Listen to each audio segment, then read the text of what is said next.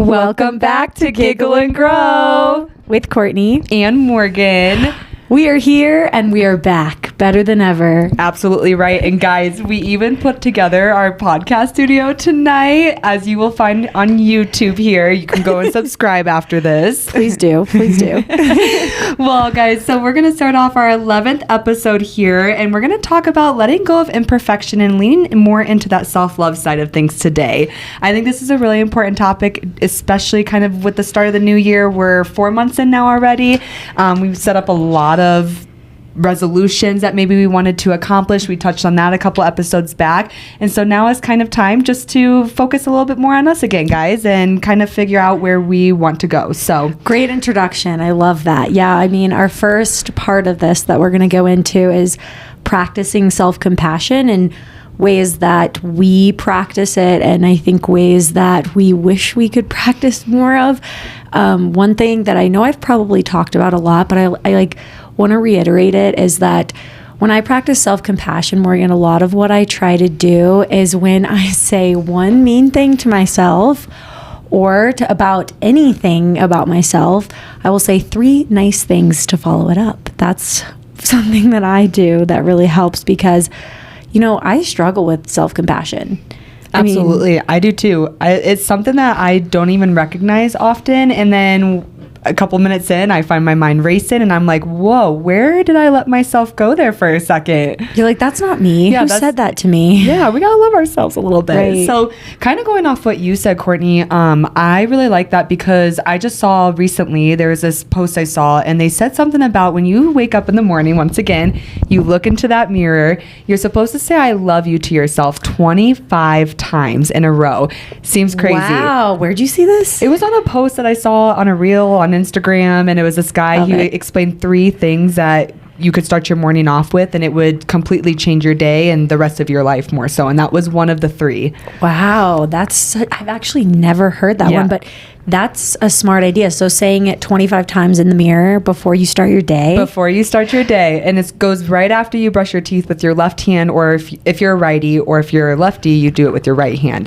It does something to your brain that kind of, I don't know, does something. I don't know the science. We don't know the science behind it, but we know it helps, Yeah, right? I guess so. We'll try it. We should try it. That'll be my goal for before next podcast. And we'll let you know, guys. We'll see if it works. I will say that, you know, I went through a time period when I really struggled with insecurities.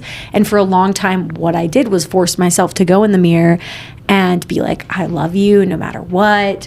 You're beautiful. And, you know, we're young right now. I mean, I want to be able to do that even when I get into my older ages as an elder. When I get up into the 80s, I still want to be saying that because I think a big part of what womanhood is being able to love yourself even when you age. Absolutely. You know, that's change a so little bit. tough. I totally agree with that. And I think also to go off of that, being able to cultivate those positive affirmations that do truly fit you and that period of life that you're in. I think sometimes we can get caught up in those 1, 2, 3, 5 affirmations that have worked for us for maybe 3 months, but now we're in a different point in our life. Maybe we have to change those up, find new ones that are going to fit us a little bit better. I agree. That's actually a really good way of looking at it, is like each year when it's your birthday, like what I would suggest is going back and saying, okay, what is one thing that maybe this year I'm more insecure about, and what is one thing that I become more secure about, and try to focus on the securities and you know, that kind of leans into like our next subcategory of going over letting go of comparing yourself. So when you find yourself, you know, comparing or doing something like that, what I would suggest is go in and think of ways that you can, you know, say, here's how I've grown in the last year. Here's what I have become, right? And try and improve by just saying, here's what I love about myself, right? It's those simple things. And like I said earlier, you don't even realize that you're getting yourself in this mindset, in this little rut. And then when you pull yourself out of it, it really, like you were saying, just those simple words or switch of words that you use switch that definition that you're saying, and it's going to change your whole life. It really is. Yeah, and I think honestly, in today's day and age, like a lot of women out there have a lot of very high expectations. Yes, expectations are a big one. And then we go and we do things that like we're like, oh, I regret doing this later in life. Like something that I did was like when I was younger, I got like lip filler.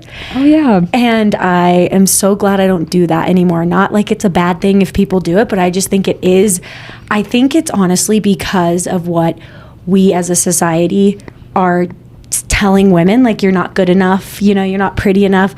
Then like, especially now that we're on camera 24/7, it's like you have to look like 25 all the time. You have to, you know, be young and give this young appearance. So do all these things and you'll look prettier and you'll be more attractive. When in reality, like, it's just like loving yourself is the most beautiful thing. Not even just like the fit or the pretty side of things or the way you look or what you're wearing, but I think it even goes into society now and just what we're doing with our day to day. I think we see people going to coffee shops with their girlfriends. We see people going shopping on a Wednesday afternoon. We see people going to the beach and the lakes and boating and all this fun. And we kind of forget that we're still living. We're still living a normal life where we are needing to eat 3 times a day. We're getting our workouts in. We maybe want to read or watch a movie at night. It's not always go, go, go, or all these exemplified things that we think when we see Instagram or TikTok or Facebook. Yeah, it's not just that one picture or that one video of that person that you saw. That is not their entire life. Exactly. Especially these, like, you know, beauty influencers and things. I mean, they're real people. We're all real people. And I think we all go through, I think everyone, some of the most beautiful women in the world still go through insecurities, you know? Not everything you see is really reality. And again, going back to beauty and expectations and just what we're doing every day. Yeah. Really. And I think a big tip for what I want to say, like letting go of comparison, is what I do a lot of the times is when I start to compare or I start to struggle or I start to see it, I do actually like to just put everything aside and just like look at myself and be like, okay, what are 5 things that I love about myself physically? What are 5 things I love about myself mentally? And what are 5 things I love about myself spiritually? So like in that moment, I can kind of fall back in love with myself, because I think it's all about like comparing yourself, I think, is natural. So don't think that you're like doing something wrong. It's natural. I think I wonder where it comes from. You know, I would want to say that it comes from like back in the hunter-gatherer days when we're like trying to learn and say, oh, here's how that person does it. Maybe I can do it that way. Things like that. But nowadays, like, if you catch yourself doing that, like really try to take a step back and find the peace within yourself and just say, okay, here are 5 things I love about myself mentally, physically, spiritually, whatever you want to do. But that is a big tip that I want to say for letting go of comparing. I absolutely love that. I really, really, really do. And I think too, celebrating that progress, not just that perfection. And when you're celebrating that progress over time, again, you're not going to maybe see that change in a day or 2 or a month from now. But when you look back on your next birthday, like Courtney said earlier, you can celebrate how much progress you really found, how much self-love you leaned into that last year, and not just that perfection. Oftentimes, you're not even going to notice what you were perfecting 3 months ago. It's going to be, what kind of progress did I make in that 3 months? Yeah. So based on what you just said, Morgan, that's perfect for, you know, celebrating progress and not perfection. My boyfriend always says this. He always says, don't let good be the, what does he say? Sorry. Don't let good be the enemy of perfect. So basically saying like, you don't have to be perfect to be good at something, or like cleaning. It doesn't have to be perfect to be good at it, or doing your makeup. It doesn't have to be perfect to look good. You know what I mean? I mean, because I'll tell you right now, mine is never perfect. And even if you don't decide not to wear it, you know, it doesn't have to be perfect to be good. And I think that the more that you strive to just be okay with the good, you kind of, you celebrate that progress more rather than holding on to, okay, here's where I should be. Because I'm honestly, I do that. I'm like, oh, I want to be 5 more steps ahead of where I really am. I think a lot of people do that. Yeah. Yeah. And often too, I think going off of, again, not the perfection and the celebrating the progress, I think that also comes with building that resilience through that self-love as well. I think resilience, you can build that a lot when, again, you're allowing yourself to walk through the progress, walk through that mountain, walk through that valley, whatever that step may be in your life. You're building that resilience. You're building that strength to help you get better at that self-love piece of you. Again, it's not this like fight that you have to fight. It's not this. What is this quote? There's a quote that I really want to share here, and it's, "Don't let your process become your prison." Stephen Furtick actually said this. Yeah, who said it? Stephen Furtick did. He said that quote there, and I think that goes often into self-care and our growth and the way that we're loving ourselves too. We can get so anxious and built up with anger and upset that we're not where we want to be, but that is not our fight. Just like I was saying earlier. Yep. And like the universe will put you in the right place at the right time. And you just have to, like, I think it took me a long time to realize what the actual word faith meant, and like have a little faith, have a little faith in yourself, have a little faith in the process, have a little faith that it's not supposed to be perfect. Your life isn't supposed to be perfect, and it's okay that it's not. And just know that you are a gift, and the more that you celebrate that gift and the gift of life, the more that I think you're going to celebrate yourself and the progress that where you've come and where you are and not where you were, right? So right. And I think too, sometimes when we feel those 5 steps ahead, that a take back can feel like 10 steps behind, and that is also not always the case. I think really embracing the imperfection and seeing that as growth, like we've been mentioning, really just taking that as an opportunity to really reflect on where you also want to be. It's just, it's really all coming down to being in the moment, being present of where you're at, and being okay and being happy with that too, whether it's a good or bad day. Yeah. Okay. So embracing your authentic self, that is a big one. And I think some self tips for that, honestly, one of the big ones I think is not wearing makeup for a day. I like that a lot. Don't you think that's a huge way to embrace for women? I think for men, it's probably, what would you say? That's a good one. I don't know if I'm able to give men advice, but my personal opinion, it would truly just allow yourself to be emotional and vulnerable. Allow yourself to feel the feelings. I think it goes the same for women as well.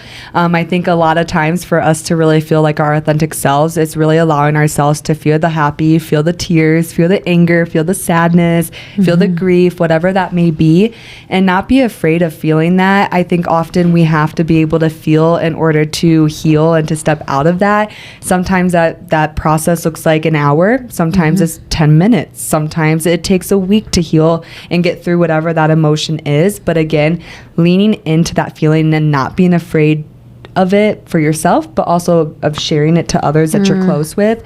That is, I think, really embracing that side of you and embracing who you truly are. Yeah, and I will say that I do know that there is a level of vibration that we all vibrate on. Everybody knows this. And like most people actually think like the highest level of vibration is happiness and joy, which is actually wrong. The highest level of vibration that you can be on is being authentic. Yep. I can't remember where the study is or what I watched that showed that, but I 100% believe it, and I'm going to preach it, because being your authentic self, people know when it's happening, and people gravitate towards that.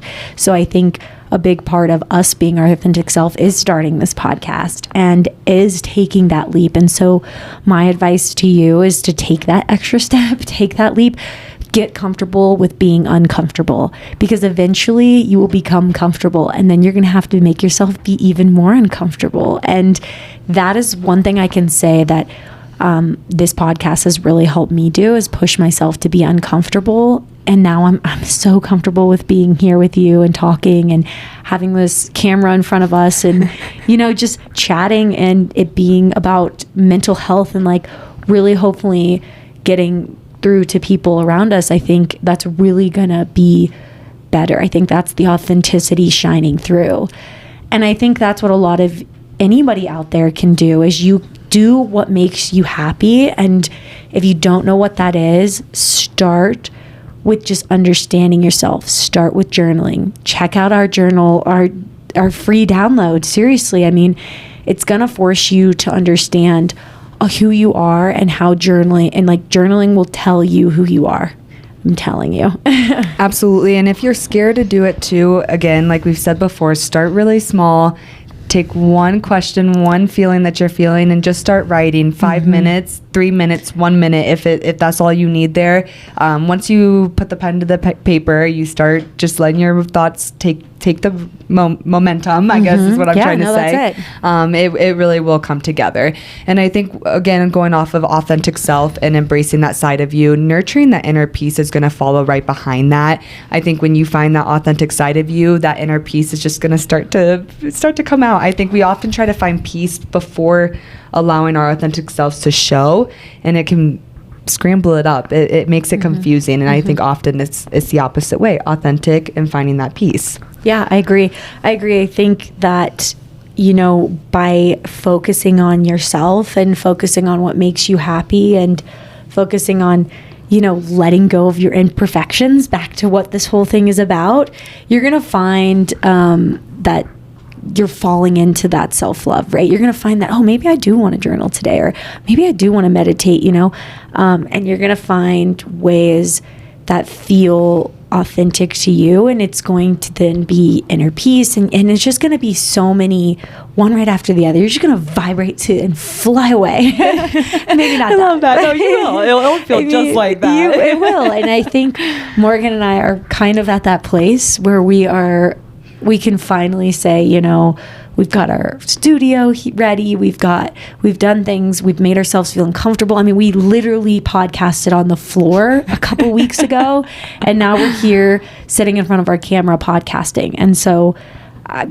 any advice I can give you is just stay true to yourself and keep pushing yourself. Don't give up. And I think to go off of that, setting boundaries for that self-care is what's going to keep you accountable. You might not know what those boundaries are quite yet, but of course, when you lean into that self-love a little bit more, you're going to know what makes you happy, what kind of self-care you do love, and what you need. Yeah. You set those boundaries for yourself. There are 3 different types of people. There are going to be people out there that set boundaries that are so strict. And I've talked about this with my therapist, actually. And they're like concrete walls. Nobody can get through them. And this is how a boundary has to be. And then you're going to have boundaries that are kind of like a sponge, where things come and they go. Or like if you think of it as a fence around a house, like a picket fence, right? And then you have the cement walls that nobody can get in, and then you have the one that with the gate where things can get in and can't. And like, all I'm saying is, when you learn how to set those different types of boundaries for yourself, I think you're going to make mistakes. You're going to set the wrong boundaries, and you're going to be imperfect while doing that. And I think by accepting that it's not going to be perfect, you're going to learn and grow even more, because I think, and that's how you're going to grow into that self-love, because I am guilty of doing this, of setting like concrete wall boundaries between me and maybe other people, and like doing certain things. And then it's like I'm cut off from them, and I can't receive any of them, and they can't receive any of me, right? And so like the love is kind of cut off there. So what I found is, challenge your beliefs, challenge your boundaries, and you're going to fall into imperfection. And then once you accept that about yourself, you're going to be more loving, and you're going to fall into your peacefulness more. Definitely. And I love that you touched on all of that, because truly, I think setting boundaries is something, I mean, for me, it was really complicating. We talked about boundaries in a few episodes back here, and being a people pleaser, I have gone in and out of the right boundaries, the wrong boundaries, what I think I wanted and what I needed. And there's a lot of trial and error when it comes to that. So I love that you were talking about just the grace that you can give yourself while you're leaning into that self-love, but also practicing that imperfection and allowing that to be a part of your life too. Yeah, I agree. I agree. Well, I think the last thing I'd like to talk about, Morgan, if you're up for it, is mindfulness and meditation practices. Yeah, you really love this topic. I think this is something that a lot of our listeners, as they hear the importance from you and just what that looks like in your life, you can really share a lot of this along the way. Yeah, I think that I'm very imperfect at doing that. I used to do it all the time, and now I really only do it when I need it. But I love that, practicing mindfulness doesn't have to be perfect in order to work. It works whether you're doing it every day or whether you do it once a week or whether you do it once a year. It's all about practicing. It is. And I think it really is something, once you start noticing it and doing it often, like we've said, it is something that you'll find actually a part of your everyday life. It's going to be every hour, every minute. You're going to, again, catch yourself thinking about that off topic that was 3, 4, 5 weeks ago, or that's not even something that's begun yet. And when you catch yourself, it's going to bring you back to that present moment. It's going to lean you more into that self-love. It's going to allow you to see those imperfections. You're going to be able to grow with those imperfections. It's a circle of life. It's a circle of self-care, self-love. We love that. So. Yes, we love all of it. We love all the love, and we use that word a lot. But really what I think Morgan and I are trying to say is like, just let go of your imperfections and you'll fall into that self-love, right? Absolutely, guys. And I think, again, we have to remember that we are not perfect in this life. The people next to you aren't perfect. The more grace that we can give to each other, the more love that we can give to each other, understand one another, I think we can build up everyone around us and create a better life too. So if you're listening now, I want you to go think of 5 things you love about yourself, mentally, physically, and spiritually. And if you can, comment them below. We love that. Bye, guys. Thanks so much for listening. We love you. We love you. Mwah.